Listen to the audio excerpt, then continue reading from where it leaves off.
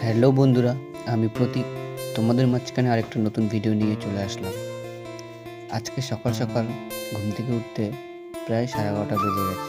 তাড়াতাড়ি ঘুম থেকে উঠে ব্রাশ করে ফ্রেশ হয়ে নিলাম। যে ফেস ওয়াশটা আমি ইউজ করি সেটার ব্যাপার নিয়ে তোমাদেরকে কিছু বলতে চাই।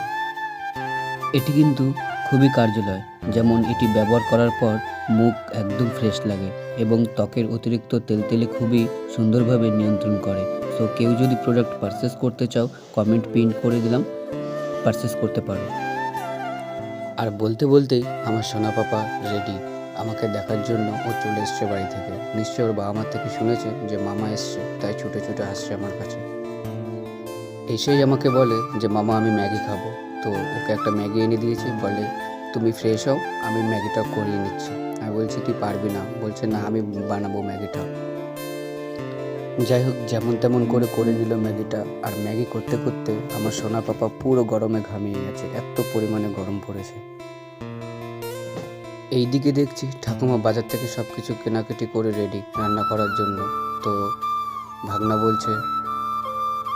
বলে মামা তুমি মাকে কল করো, আমি আজকে দুপুরে তোমাদের এখানে থাকবো, আমি এখানে ভাত খাবো, আমি দুপুরে বাড়িতে যাব না, তুমি মাকে কল করে বলে দাও। তো বলতে বলতে ওর ম্যাগিটাও রেডি হয়ে গেছে। আমি কে?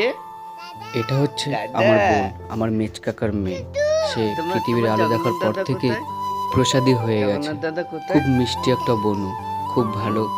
তো বন্ধুরা, ভিডিওটা আর বেশি লং করতে চায় না। টাটা, সবাই ভালো থেকো, সুস্থ থেকো, পরে ভিডিওতে দেখা হচ্ছে।